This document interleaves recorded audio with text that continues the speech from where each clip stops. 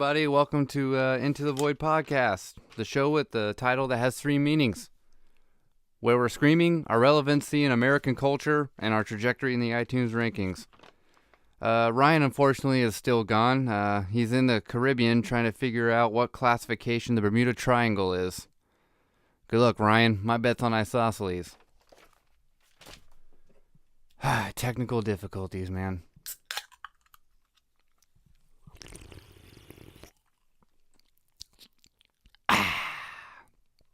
I know that makes a lot of people mad, but that was fun. Still worth it. Oh, man. That just... What if you knew what I had to deal with right now the past, couple minutes before recording this, you would be just as insane as I am. And angry and annoyed and frustrated. But what are you going to do about it? Sometimes that's the way life works, right? We just sit around trying to get through life our own particular way, and some reason life decides that it wants to have a little fun with you and get in the way, and you just have to persevere. But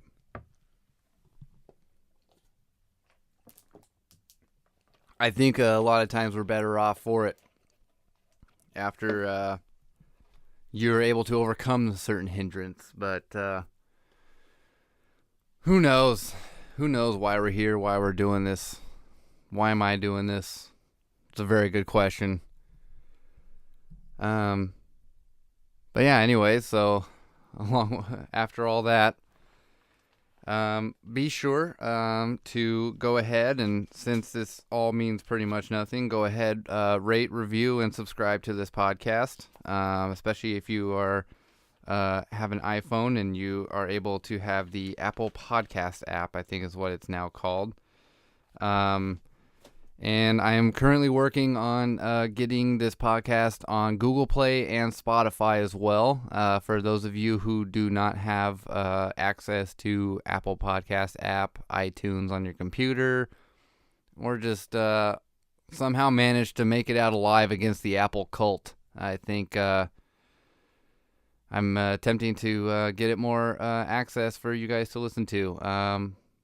So yeah, rate, review, subscribe on iTunes or the Apple Podcast app, and if you can, that will help me out, and that'll help you get your episodes on time. Again, every Friday, by the end of the day, I should have a new episode out every Friday. Hopefully that will continue to be that way, and I'm attempting to ensure consistency for all of us. But well, without further ado, I think that's all the plugs and calls to action at the beginning. Yeah. Still trying to get on social media, or else I'd tell you to follow that. But alas, we are away from social media at the moment. And for me personally, and for our show, because we're still trying to recover all the passwords. That's really the only thing, is we forgot the passwords because it's been so long between us having a show and not having a show. So anyways, that'll be the way. If you can't find the show on iTunes, it's weird, because all you have to do is go on iTunes or the Apple Podcast app search bar and search Into the Void. Our show will be the first one that pops up, because we are the OGs, as the young hip-hopping kids like to say. I know there's a lot of different versions of the phrase Into the Void, I think, now at our podcast. And there was one, I think, some sort of Norwegian show, I guess, that was in kind of the Northern European Norway area that had their show named Into the Void. And we got a lot of confusion with that one, I think, when they became a podcast. But that was about a few years after I had started my first show as the Into the Void podcast, and it was about halfway into Ryan and Sebastian and I's run, actually, because I think at that point Sebastian had joined the hosting chair as well when that happened. So, but we are the first search. You'll see my name under it. I don't know how to change that. I'm sorry, but I really don't want my name under the show's name. I want to be able to have it not be. I want it to look a little more professional, but we'll get there. Monster Energy. It's good stuff. Ultra Sunrise though, because trying to keep it from being the same thing as drinking soda, because soda isn't that great for you anymore. It used to be drink like water, but not anymore. So, I mean, I weirdly enough caught some daytime television today. It's weird. It's been the first time in a long time. I'm still working, but luckily I say luckily because I was working about 70, 80 hours a week. So luckily my job got cut down by about that much, and now I'm just working part-time, but it gives me a lot of time during the actual daytime to live and breathe and be an actual person and not just a robot that is, working, going to bed, getting right back up and working again, and not being a person that has any interests in life. But yeah, and I would probably say at this point, I think all people who create sitcoms should just quit. Because the funniest thing in the world today is daytime television. At least in terms of like Jerry Springer shows and like Maury and was it the other one, Steve Wilkos? That one's a little bit more solemn and somber because Steve Wilkos deals with some freaky stuff, but Jerry Springer, some of the best comedy in the world. I don't even know why I'm trying to make comedy anymore at this point, because oh man, it's so good. You just see the trash of all colors, white, black, all sorts of all sorts of not just white trash. I mean, that's usually who populates those shows mostly anyways, but oh man, it's so great though. So good. Oh, I love it. You get these, people named LaRonda, Shashonda, Faplanda, and Ray or something. Like the guy's always got a normal name, but the girl's always got a crazy name. And you think I'm just saying black names, but no. A lot of times it's girls or just white girls' names too. They're just from the South. And they talk really loud and obnoxious and with a super huge drawl. And the other day I saw an episode where the guy was literally singing a song on a guitar, playing a song on a guitar to this other white trash dude, like country music style, saying that he was having sex with his wife. And the guy takes his guitar, Animal House style, and just chucks it at the pillar and starts just smashing it. And then, of course, a fight breaks out like always, because, you obviously they didn't really, like, not show it, but you really see where, this one here is for my wrestling fans as well. You really see what Vince Russo was going for in the Attitude Era when he was one of the big head writers for the WWF at the time. He's pretty much probably just like, bro, let's make it just like Jerry Springer, bro. Wow, my Vince Russo is almost better than my Donald Trump. Well, not almost, it is way better. But anyways, so he, I think that's where a lot of the, obviously there was actually some close affiliation with Jerry Springer. You go on the WWE network and you actually see like Jerry Springer hosts some sort of thing for the old time wrestling. Well, not old time, but well, now it is, I guess. But stuff that happened in the Attitude Era, and oh man, it's good stuff. It's good TV. I get it. I get daytime TV now. Why? Because you got, Appalachian or whatever fighting Cray Blonda. What what is that anyways? Like these weird names. I think you're just jumbling syllables together. Like, can't you just call your kid like Dave or something, or like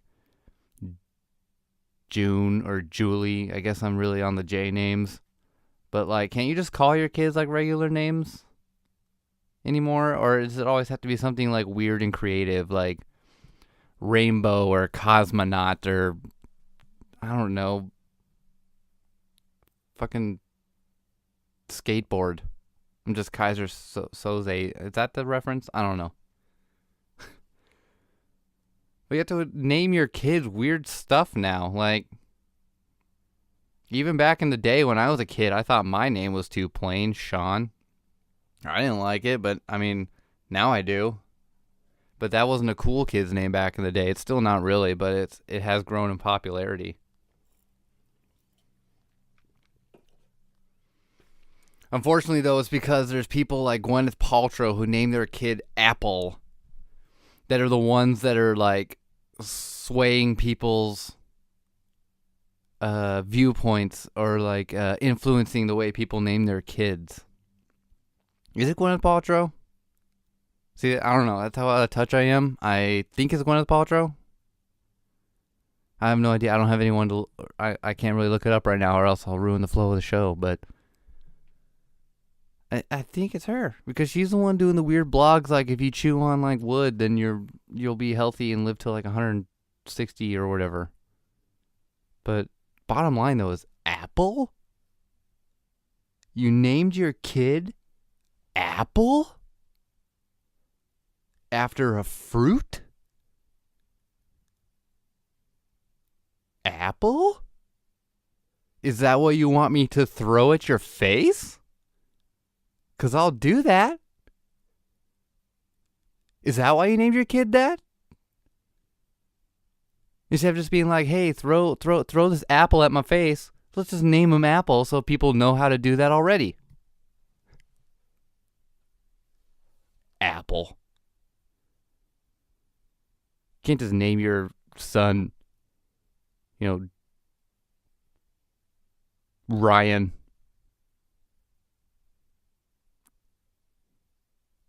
Can't just name your daughter Diane. Just a normal name. A name is a name. It'll do.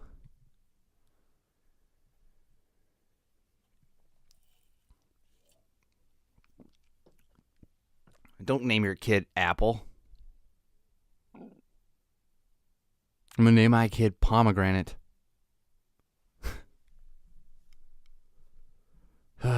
The celebrities, man.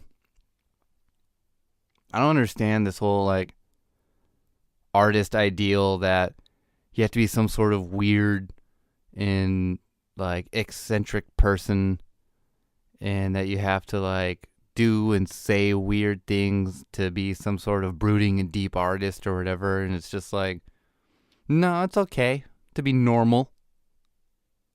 Just be normal. Just chill out. You don't have to have like some weird, like Shia LaBeoufian breakdown to just be a good artist. There's plenty of normal people out there that make good art.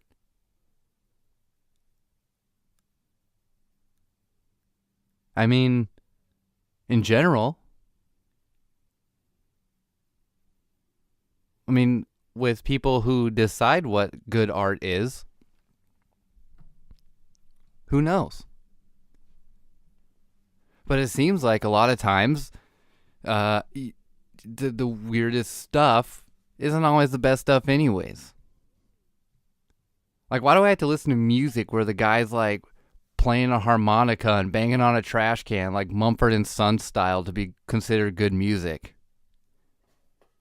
Those damn hipsters, man. They get you every time.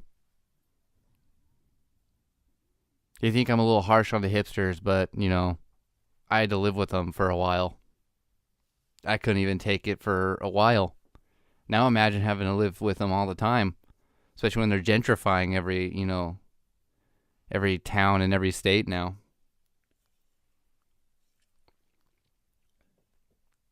Do we need like more artisan vegan whatever sort of rich person label you can put on it, like steakhouse anymore? Yeah, I know I said vegan before steakhouse. That was the point. I feel like in the big cities, there's so much. It's just oversaturated. There's, you know, in San Diego is a lot like Portland in terms of what's in the city and who inhabits the place. Because on every corner you have some sort of craft beer.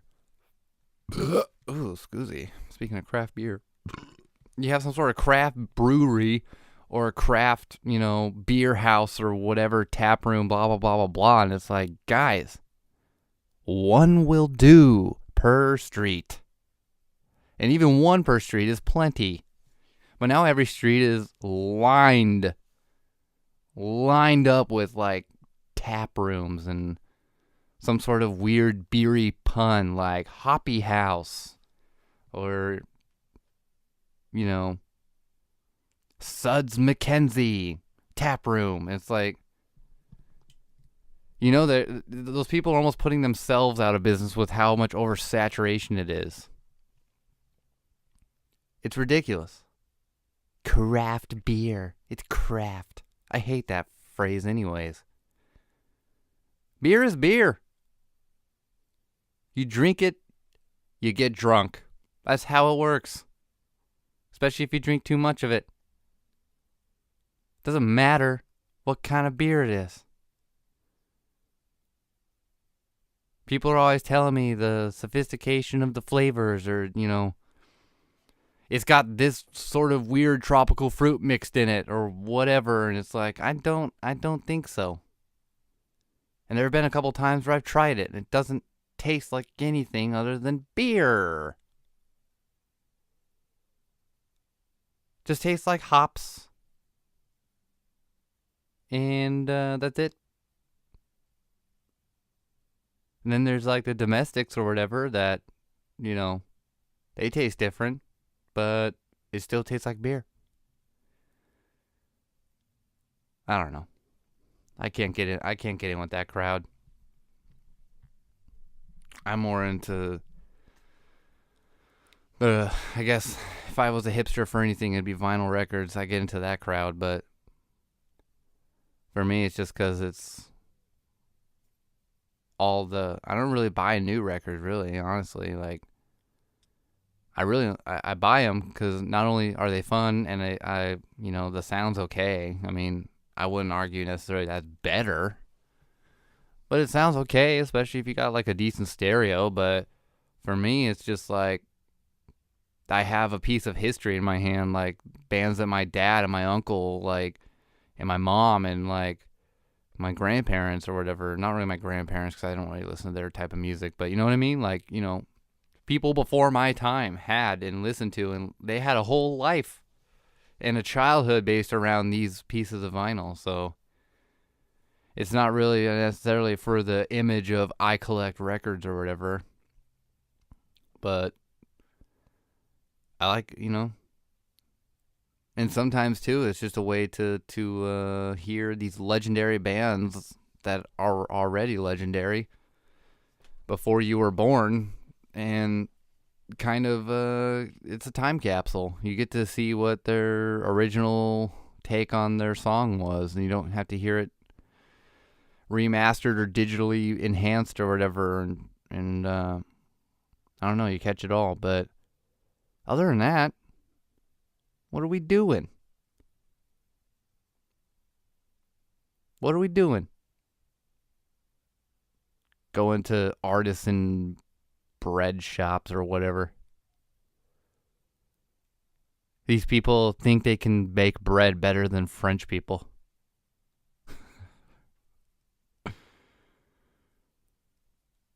They got it. French got it. Just go to a fake Safeway. I call Vons a fake Safeway. Because in Oregon, I grew up with it being called Safeway, not Vons. So I always make that little joke about California. They're all called Vons down here. It's pretty much a Safeway. And it makes everyone around here like, no, it's not. But I don't say it in any malice. I just say it because it's fun. It's a fun way to think about it and kind of remind yourself of home, I guess. But you can go to a fake Safeway and just buy bread there. Wonder will do you wonders. That wasn't an advertisement, but Wonder Bread should advertise me. I don't care. I'll make bread by selling bread. But don't name your kids weird names. Because then you get all the bored soccer moms that have really no reason other than to try to say something interesting about themselves. Call their kids that. And somehow they have some sort of blog. They can talk about how their kid has a cool creative name or whatever. But you don't need to call your kid something weird. Because then you're just setting them up for failure. You think, thanks, Mom. You resent me that much, huh? They don't. Just name something normal. Give them a normal childhood. There's nothing wrong with a normal childhood. In fact, normal childhoods are extremely underrated nowadays. Your kid doesn't need to be like ultra gifted or whatever. Doesn't need to,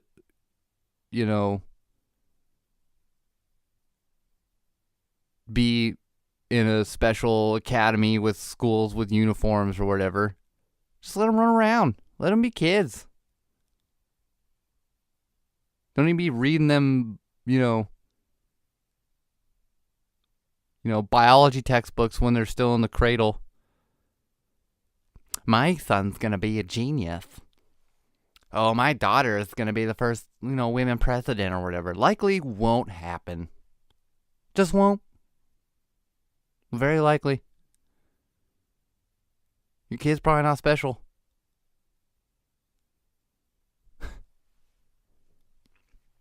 In fact, I can guarantee your kid's the farthest thing from special. But that's just how it turns out sometimes. There's nothing wrong with that. Now, it's cool if they actually believe themselves and do something with their lives. That's cool. But don't force it on them. Don't be playing Mozart while they're in the room and saying he's going to be like some sort of jazz pianist or something, some musical prodigy. Because people like that are hard to deal with sometimes. Why would you want that? Just have a normal kid. Don't nail your kid on the desk at school and make them sit there all day. Let them run around a bit. Let them be a child. There's plenty of stuff on the internet that will destroy their innocence in time coming. Just let them be innocent for a while. Don't make them grow up too fast. Just let them be kids. So name them something normal. Don't be a weirdo. You're not some sort of like eccentric genius because, I named my kid, Fork. That's just not how it works. All you can do is keep your kid alive, well fed, give them a roof over their head, and teach them as much as they want to learn. Teach them well what they want to learn. And they'll develop. There's a problem, though. Everything has to be so instant gratification and right now. It has to be done right now. I want $1 million right now. I certainly never learned that lesson when I was a kid. A lot of this comes with a lot of time and a lot of frustration. Even more than I experienced before recording this podcast. that much frustration. But along with that work ethic and perseverance, you find success. What I hope to find one of these days. Something will stick. That's usually how it works. Something will stick. You just got to believe in yourself enough to do it. The only way you can do that is, 1, let your kids make mistakes. Teach them how to learn from mistakes. That's a big issue that's missing in this world as well, is kids aren't allowed to make mistakes or hurt themselves. They're not allowed to touch the stove and feel that it's hot and know never to touch it again. They just think someone will swoop in and keep me from touching the stove.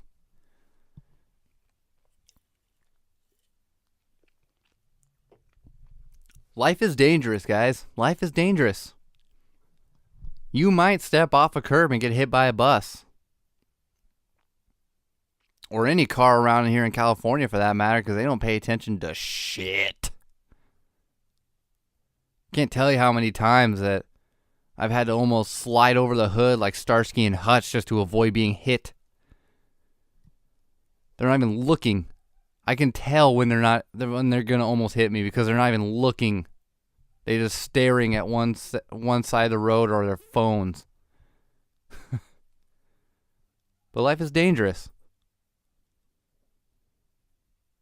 Your kid is going to feel pain and hurt and struggles. But that's how you become a functioning adult. That, in fact, is a normal childhood, too. But you gotta let them go out and make those mistakes and learn from them. That's the only way they'll find success, is through failure, because a lot of success is preceded by a lot of failure. Life is dangerous. Crap is going to happen to you. And we can't keep people from living their lives in the name of safety. You see that everywhere now. You can't even say something that's mildly offensive. They have to have a safe space because they can't take some sort of words. I've only gotten better when I've had the harshest criticism. It sucks. Believe me, no doubt. I've been butthurt over things people say. And it hurts. And it stings for a while. But in the end, it causes you to become introspective and think about, okay, all right, they said I'm shitty at this. How do I get better at that? And why should I get better than that?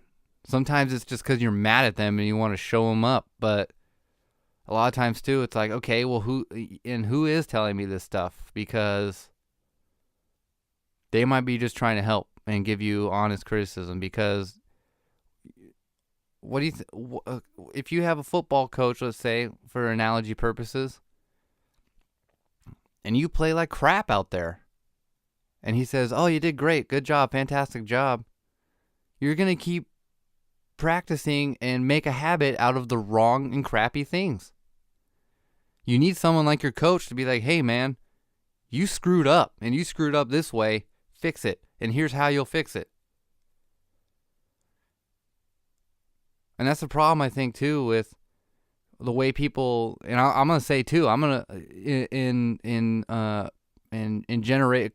generations before us, either the most previous generation or the one before that, I guess the baby boomers, but you blame people who are borderline millennials or kids who are younger than that for not being able to take any like criticism or whatever. But one, it's like, okay, you sheltered everyone from the criticism for one, so it's so unfamiliar to them, they have no idea how to handle it. But two, you got to teach them how to do it right. People don't do that anymore, especially people who are supposed to teach don't teach.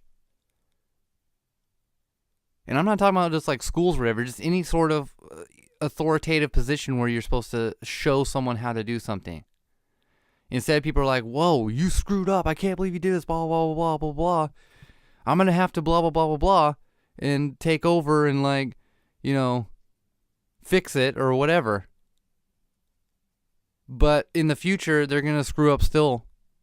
They're going to screw up more. And it's going to continue. And instead of helping them, you call them lazy or whatever. Show them how to do it. Show them. Take them aside and be like, all right, you messed this up.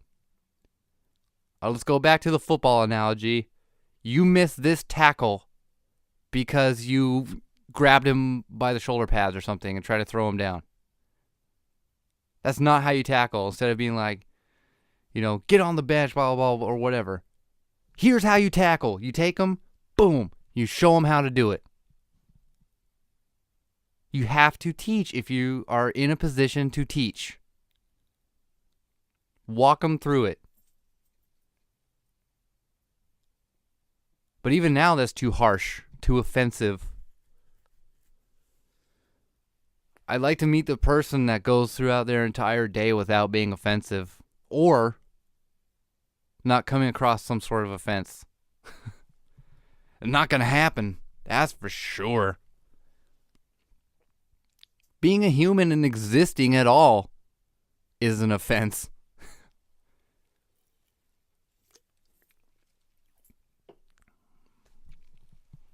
I mean, you're hard-pressed to go one day without saying something, without doing something that's going to make someone mad, sad, pissed off, offended, angry, butthurt. All those words you can find in the thesaurus, I guess. It's just going to happen. It's how you handle it that really proves either the people right, wrong, or proves anything out of yourself. If someone says something that's offensive to me, I'll either call them out on it or I'll be like, well, at least try to give them the benefit of the doubt. Like, okay, well, maybe they don't know. Maybe they only saw one experience with whatever. Maybe they just said it wrong. Maybe I don't understand the context in which they were trying to say something. Who knows? I don't. I can't read people's minds. I guess there's a lot of people out there that can, but I can't. So, if someone says something offensive, let's say racist, for example, you know, uses some sort of slur, uses some sort of, says something mean, something stereotypical. What better way would that be to handle it than to be like, hey man, like that's not cool, and here's why. Or be like, I can't believe you, I'm triggered, I need to go to the safe space. Fuck you, blah blah, you're so hateful and so bigoted. Immediately shuts down the conversation. Because then the other person's going to dig their heels and be like, I'm not bigoted, screw you, I'm not bigoted.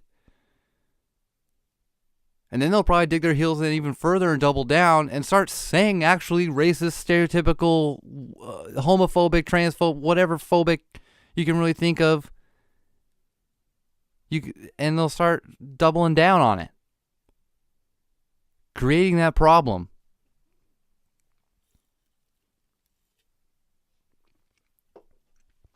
Someone says something offensive. It's just the way it's going to happen. That's human interaction. It's going to happen. Got all worked up over nothing, I guess, huh? I don't know. I think you just need to let your kids be kids. There's nothing wrong with them hurting themselves or, you know, obviously you want to protect them and keep them safe, but, you know, you don't want to keep them safe from everything. Gotta let them know, like bumper car style, that there's gonna be some stuff that'll bump you, and it's how you react to it is what makes you either a person of high character or low character. And I think that contributes to 40-year-old infantile men now who throw tantrums if they, if their kids get in the way of their video game playing. I'm not saying you have to grow up and give up everything as a kid or whatever, from when you were a kid. I still have stuff that, I still feel nostalgic about and I enjoy doing, but at the same time, I don't have kids. I don't have, like, major responsibilities other than trying to hustle and make, a living for myself, which I'm doing really poorly at. I'd like to get better at it, that's for sure. One of the things will be, hopefully being done with college and actually getting a, even without college, but somehow getting a semi-decent job that actually will pay a bill or two and not just make it feel like I'm paying a bill. Or maybe paying the bill after working 80 hours a week and busting my ass. But luckily, I'm trying to be responsible in other ways possible to make that happen. But you know what? People don't do those things or achieve anything walking around with pillows on their feet because they don't want to stub a toe. Or, thinking the world is soft as marshmallows. Let kids be kids for as long as they can be, but not at the expense of sheltering them. Let them run around. Let them make a mud pie. Let them jump off a tree and break their leg. Like, I know that sounds weird, but, I remember one time I was living on a farm in Harrisburg, and I was climbing an old broken, old rotted tree pretty much. It had no branches. It was just a really tall stump, and just a trunk. And I climbed it because I thought it was cool. I thought, this is cool. I can see the entire grass fields for miles to come on top of this tree. And it's quiet and no one will really see me there. I'm out of people's way. I get a good view. And I remember like a spider monkey crawling up the side of a branch so I can get a better vantage point. And the branch broke. By God, he has a family. Can't do a Jim Ross either. I don't know why my mom ever told me I was good at impressions, because I'm not, but it's not the first thing my mom's been wrong on. Not the last either, because she's a human being. Anyways, that tree fell, or that branch broke, and I almost landed on a log on the ground. I missed it, but I landed straight on my back. And I sounded like that. I was 9 years old, and I sounded like that lady on that news outtake where she fell off the grape stomper thing or whatever.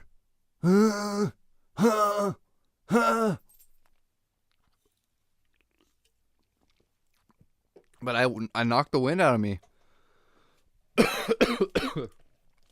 Excuse me. But I heard, or I saw my little 9-year-old life flash before my eyes, man. I was freaked because I've never had the wind knocked out of me. But it taught me, I didn't have anyone need to tell me this, but it taught me to be a little more careful climbing trees and assessing which trees should be climbed or not. And maybe I shouldn't be such a spider monkey, because I'm not a spider monkey. I'm a human. And it was lucky I didn't break my back. That's for sure. Maybe it did, and I've just Because I've had back problems ever since.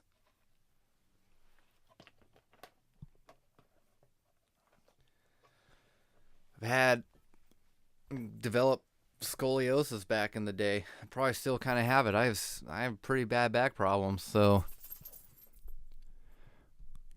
people, oh, my favorite thing to hear is, "Oh, you're young. You're young."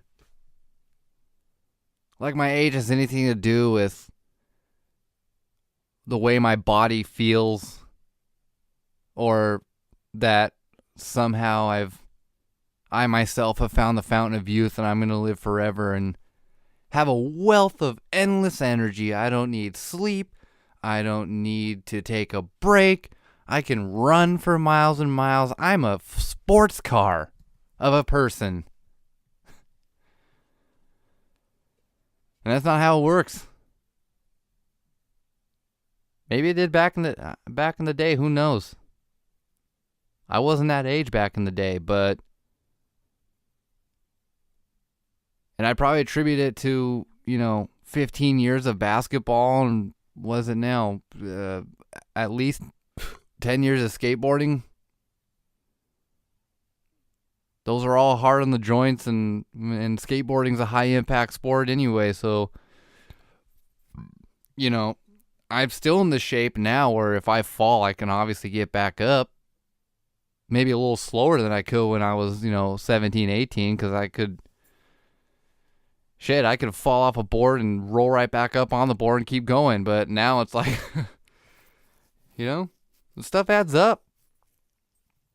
Especially when you've already had like a bad back anyways, being born with it. But, just because I'm, in my mid to late 20s doesn't mean I got some problems, man. Not just mental. As much as people like to say, it's not just mental for me. Bad knees, bad back, shoulder surgery, really bad left ankle. Buddy AJ saw that one time playing basketball. We were playing on the concrete court, and I destroyed my ankle. You shouldn't wear low-cut Vans while doing that, but, when you're on the court and you want to ball, you ball hard. When you play that for, over a decade, and try to do a high impact sport like skateboarding. Skateboarding's a little hard on your knees as well.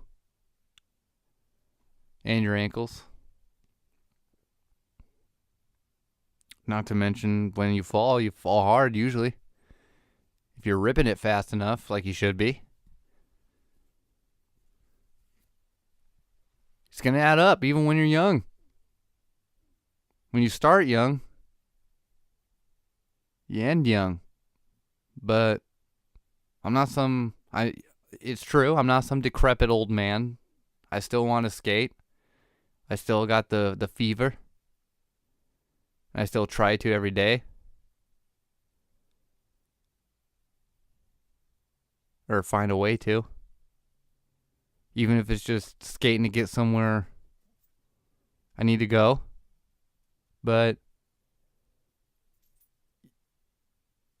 just because you're young doesn't mean you have a wealth of energy and you can rip your tendons out of your, off your bone and sockets, rip joints out of their sockets because, young.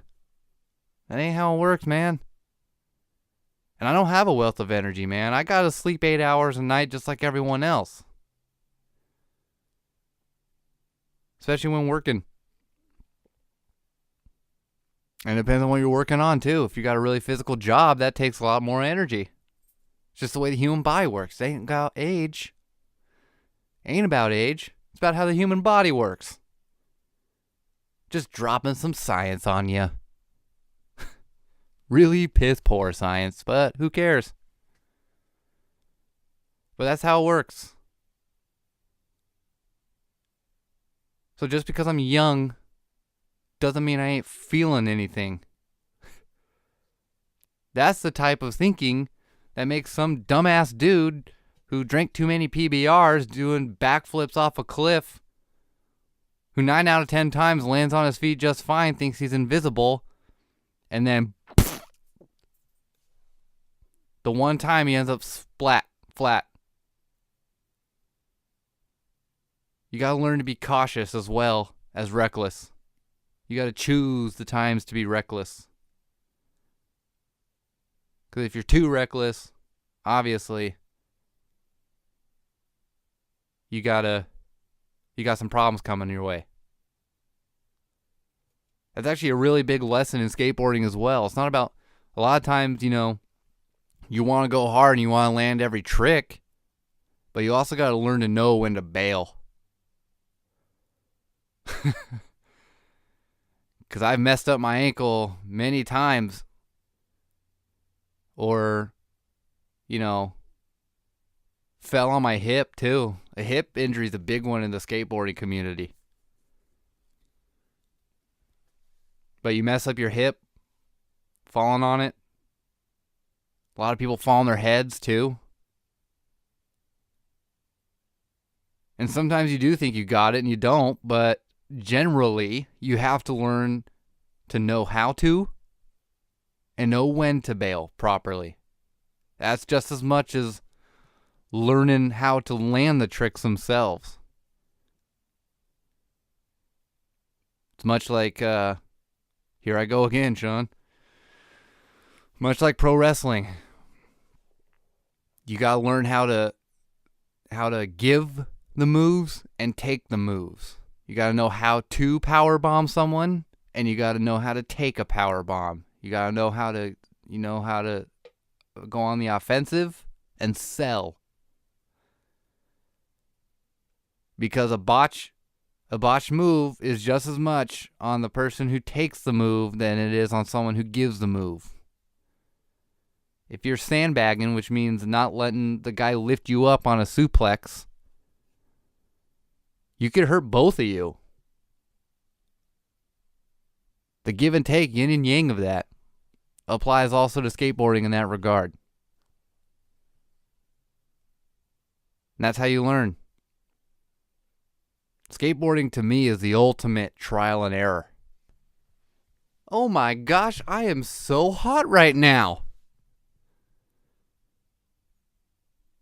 I know this is a really jarring editing point for you guys. But of course, my dog decided to start barking like a maniac, which forced me to stop recording yet again. And why did my dog start barking like a maniac? Because I went to the door and someone delivering something to the house rang the doorbell.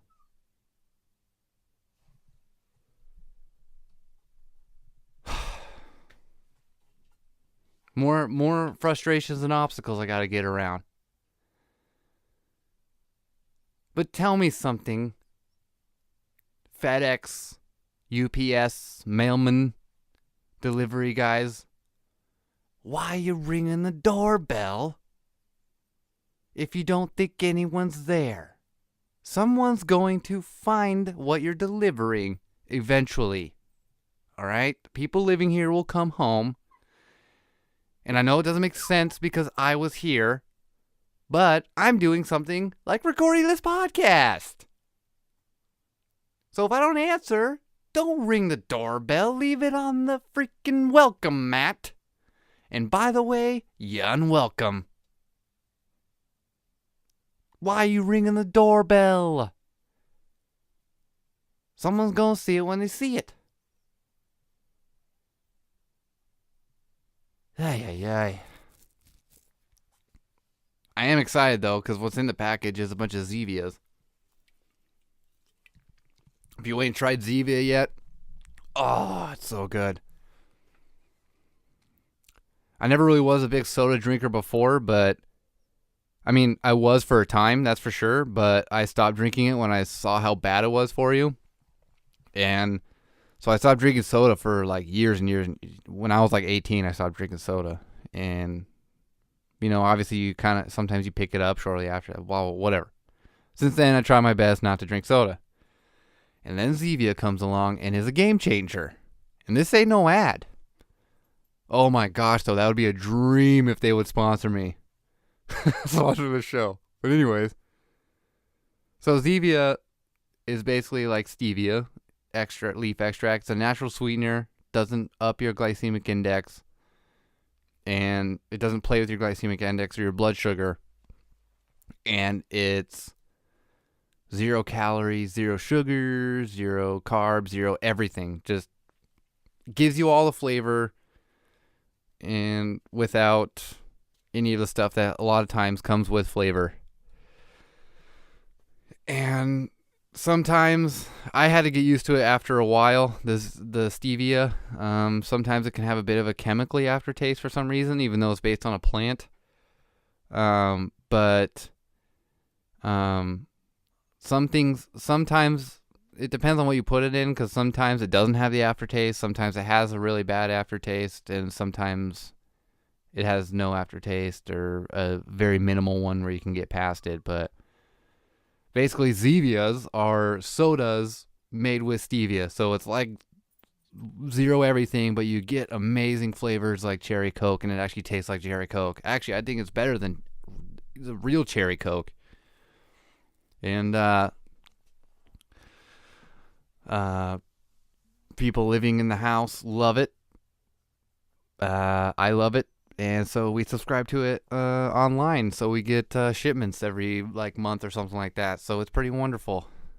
But not when I'm recording the podcast. Just leave me alone. I'll come out and grab it when I'm done.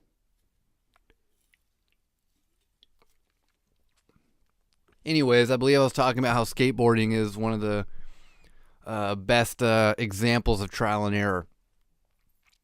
So you see your friend doing a trick, and you want to do it as well. This is me trying to get the flow back, because I was on a roll. That was what was most frustrating. But anyways, you see your friend nail a trick, and you want to try it as well. You don't go to a textbook. Maybe you can go to YouTube and get shown kind of how to do it, the basics. But a lot of times you just ask your friend how to do it, and you try it. You're not studying for it. It's not something you can read about or figure out in a tertiary way. You have to just do it. You learn by doing it. You want to nail a kickflip. You can have your friend show you the mechanics of how to do it, where how you need to pop your board and how you need to kick in order to get the board to flip the way you want it. And you can find little shortcuts that's more comfortable for you personally and figure it out. But the idea is just to do it over and over again until you get it right. It's that muscle memory. It's like learning the guitar. But I always found skateboarding to be way less tedious than the guitar, and I wish I stuck with it though, man. Because at this point, I probably would be a ripper and a shredder on a guitar. But again, it was that instant gratification. I got caught up in some of that when I was a kid. I was like, I want to be Jimmy Page now. I don't want to be Jimmy Page in 10 years or whatever. That's so far off. But now I'm 10 plus years later. I'm like, damn it! Shoot, why didn't I do that?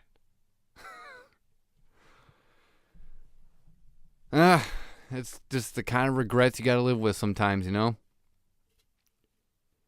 or at least the consequences of your decisions. But you learn that by doing that and failing. I wouldn't learn that certain decisions have consequences if I didn't make decisions I regret. And even then, I still make stupid choices. Really stupid sometimes. Other times, I'm right on the ball. But much like most humans, Much like most hues, you don't always get it right. But you gotta let your kids make those mistakes too. Can't keep them from everything. Or else they're gonna turn into fragile Fabergé eggs of human beings. And that is what you're seeing. That's what you're seeing sometimes. Or a lot of times. Why millennials in particular have the stereotype of being fragile Fabergé eggs of humans. Can't sharpen iron with a marshmallow. That's why they say iron sharpens iron.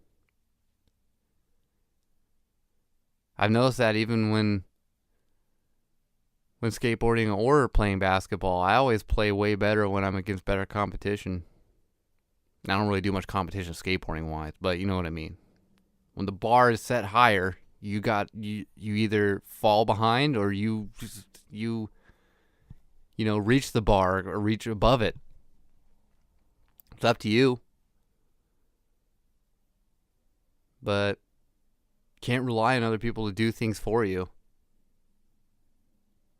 And that's kind of, where it's at right now. Why I'm, hitting hard on this podcast. I want to start doing things for me. So, there's that.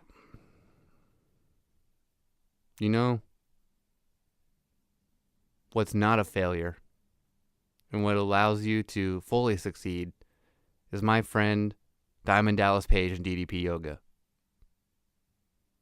He's got the right... I'm just kidding.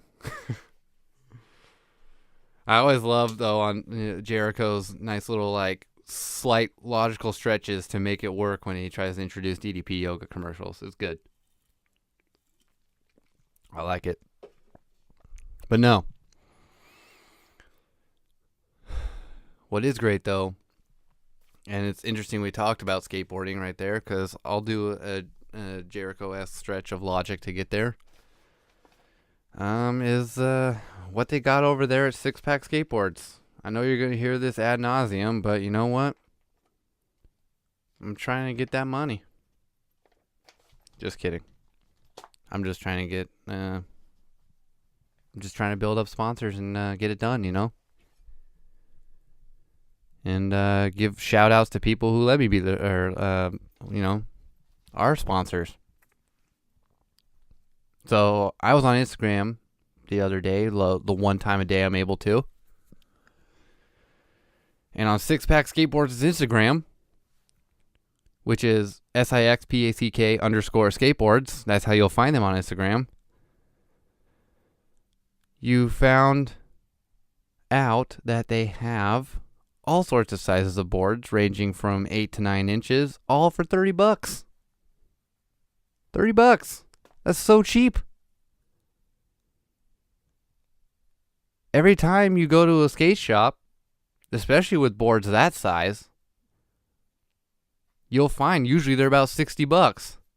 So you're getting the same quality, if not better quality board for half the price. There ain't no way you can compete with that. That's beautiful. And just like shoes, skateboard decks are always a hard thing for me to purchase, because a lot of times I never have it in my size. Now, I'm not super crazy about what kind of size I necessarily have, but I got skis for feet, all right? I got skis for feet. They're huge. They're bigger out of proportion of my body. Just kidding. I mean, well, for a lot of people, they're huge.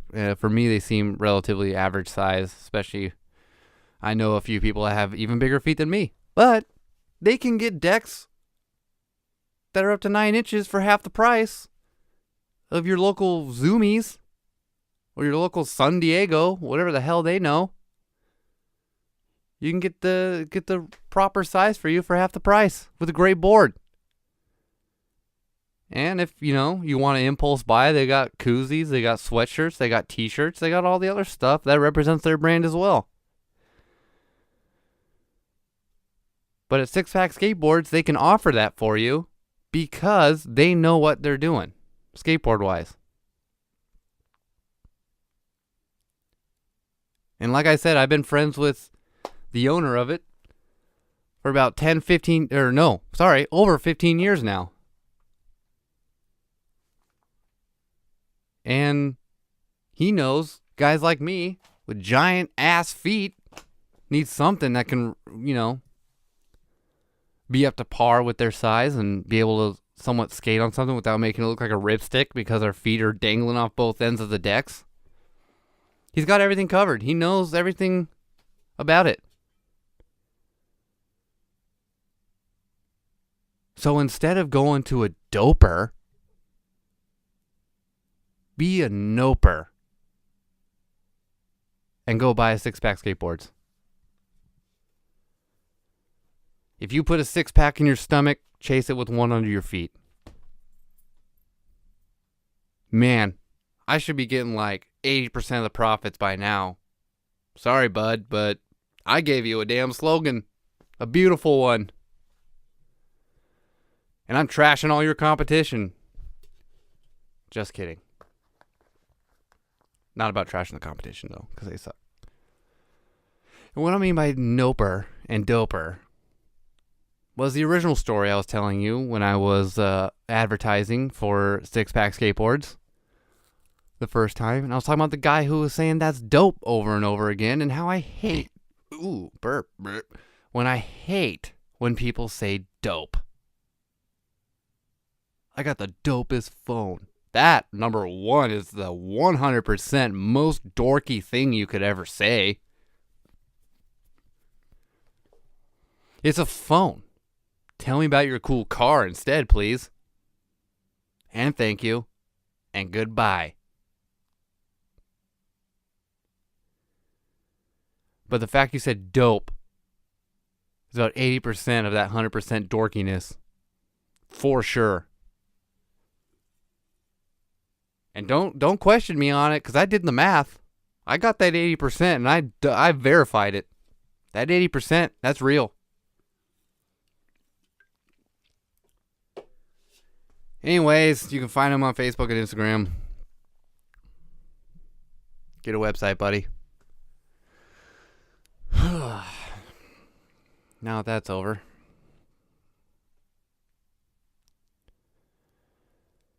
People gotta name your kids normal names. Bringing it back full circle, everybody. Because I'm a professional. I'm not a professional at all. That's JK. I'm as good as anyone there is. You gotta believe in yourself, you know? I've always had a hard time with that. You can be self-critical and believe in yourself. That's one of the beautiful things about learning things the hard way sometimes. You're like, I know I can do it, so why can't I? And then you figure it out. Boom. Nailed it. Got it. Good. But instead, people are just sheltered now. They're afraid of failure.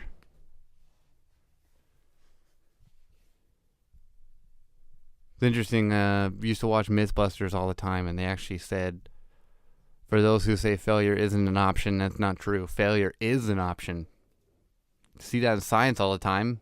Failure, boom, success. So you just gotta let your kids be normal. Start it with a normal name, please. No more apples. No more moon crest. No more the Jacob Fonda Ronson Blattness. That's how it is now, though. You're just cutting words apart and then mashing them new together and making names. Just name your kid Jerry. Or name your daughter Brenda. Or Barbara. But don't also name your kid a super old name, because now then you're just trying too hard to be like that hipster that brings back like old names or whatever. I'm just saying, name them a normal name. And it's okay. It's okay to let them live their lives and be a child for a while. And learn. Make mistakes. Learn from those mistakes. Find success. Not have to worry and have the anxiety of, oh no, if I offend someone, I'll never bounce back. Because you can. You can bounce back. Alright? Sometimes they're like, hey man, you said something really offensive, blah, or whatever. They call you out on it. You say, my bad, man. Didn't know. Won't happen again. Sorry. I didn't know. You're pulling me out of ignorance. Or, say, man, I didn't mean it that way. Here's what I mean. Blah, blah, blah. Whatever you want to say to explain it. That for sure needs to happen in, like, political discourse. Because that's exactly what's happening. You're censoring people. Could you imagine how much more boring this show would be if I felt censored? Way more boring than it already is. But, you know, what are you going to do? So, I'm going to go ahead and figure out entertaining ways then, I guess, to make this show more entertaining. Because if I was censored, it would be way more boring. And don't want that, do I? Because I want people to actually listen and rate my show and review my show. All good, hopefully. And then subscribe so you guys can listen to this every week. You know, Ryan used to have, when he was alive, he used to have a sign-off. I don't have one yet. I don't know if I ever did have one. I can't remember it if I did. But, so, I mean, this podcast could go on for days then if I didn't have since I don't have a sign-off. So, I'm just kidding. I don't have that kind of time. Clearly, because people with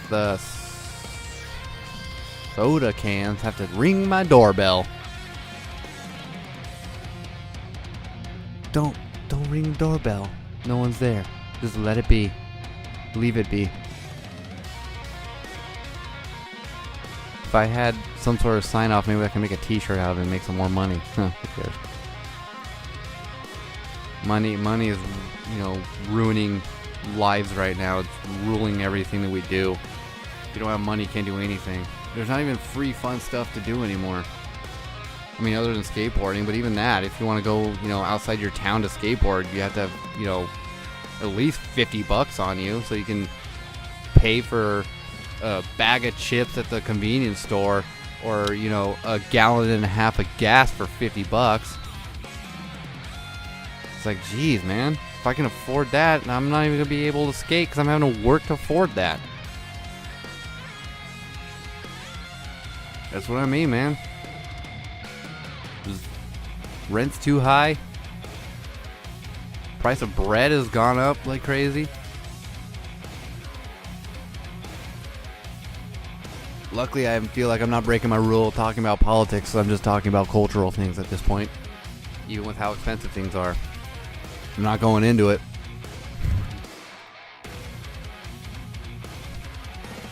But, yeah. I think this is a good time to end it. And if you want to keep another conversation going, and if you want to run by names for your kid that I'll be like, nope, yep. Yeah, right. Being a baby naming consultant. Just kidding. But if you want to get a hold of the show for any reason, if you want to yell at me for being a jerk, if you want to say I'm a bigot, offensive, whatever, or if you just want to say good job and add to something that I'm talking about, or say your show sucks, say your show rocks, whatever it may be, email at sedooley8@gmail.com. That's Dooley8, DOOLEY 8 at gmail.com. Rate, review, subscribe to the podcast. And for you Android listeners, hold steady, and something might come where it'll be easier to access the podcast, hopefully on Google Play and or Spotify. And thank you so much for listening. And I'll see you in about a week, I guess, according to my potential schedule. All right, bye everybody.